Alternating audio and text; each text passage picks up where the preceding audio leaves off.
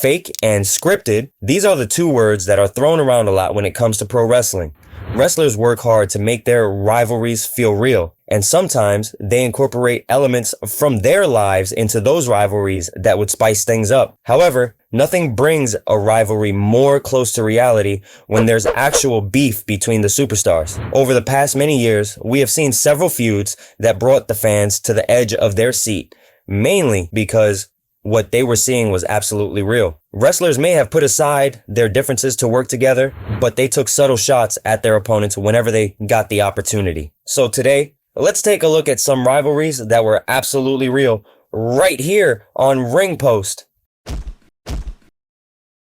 This was one of those rivalries that was so uncomfortable, yet you couldn't take your eyes off your TV screen. It is safe to say that many of us expected Jeff Hardy to be the one to succeed as a single star, as he was clearly the fan favorite. But Matt's feud with Edge proved that Matt Hardy had all the tools to succeed as a single star too. This feud also propelled Edge to the top and solidified him as the next big main eventer. However, if it wasn't for the real life heat between Edge and Matt, we wouldn't be talking to you guys about this feud right now. So what was so real about this feud? Well, Matt Hardy was in a relationship with Lita back in the day when Matt Hardy sustained a severe knee injury in 2004 and he couldn't be on the road for most of the year, which is why cracks began to develop in his and Lita's relationship. During that time, Lita got serious with Edge so much so that she cheated on Matt. This was all real. When Hardy found out about this, he went public with all of this real stuff.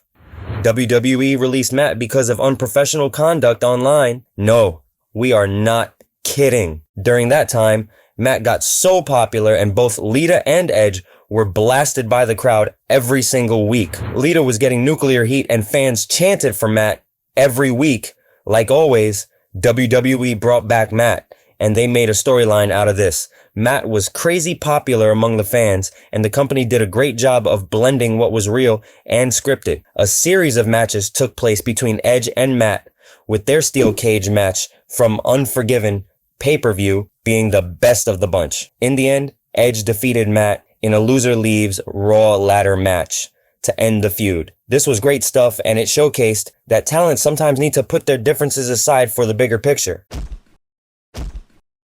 When WWE had to move on from the Attitude Era, they needed a top guy to represent the company. Stone Cold and The Rock had moved away, and Vince needed the right guy to be the face of the company. John Cena was chosen as the guy to represent WWE for years to come, and he did a tremendous job as the top guy of the business. Whether you like him or not, John was selling tickets and merchandise. He was getting reactions, and he was putting on classic matches. He was a real needle mover. However, Cena didn't appreciate the fact that The Rock left WWE for Hollywood. John made it public that he didn't like that The Rock chose Hollywood over something he claimed to love the most, which is pro wrestling. The Rock didn't like that Cena was talking all that smack about him in interviews, and when The Rock returned in 2011, it seemed like we were going to get the long-awaited rivalry between the two. The company made the match between the two official as the main event of WrestleMania 28 a year in advance, and we were in for a ride. We got a year's worth of build-up, and it was excellent from start to finish. Cena took shots at The Rock and called him a hypocrite, as he believed that The Rock only cared about what was best for him.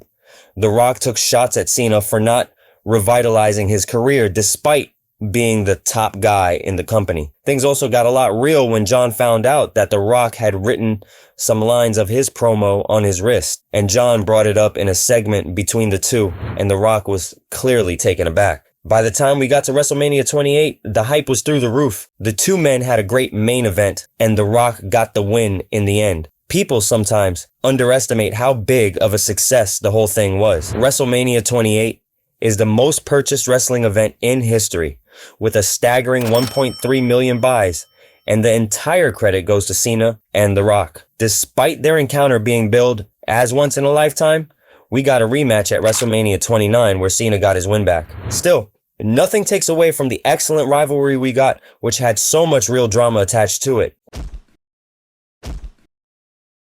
Can you imagine Ric Flair and Mick Foley having real life issues with each other? Both are legends in their own right, and they both had a different style when it comes to pro wrestling. Rick is known as one of the greatest in-ring wrestlers of all time, and Mick is known as one of the best brawlers of all time. There shouldn't have been any heat between the two icons, but Rick's opinion of Mick's career in his autobiography, titled To Be the Man, caused a whole lot of problems. To make it simple for you guys, Rick didn't consider Mick as a true pro wrestler.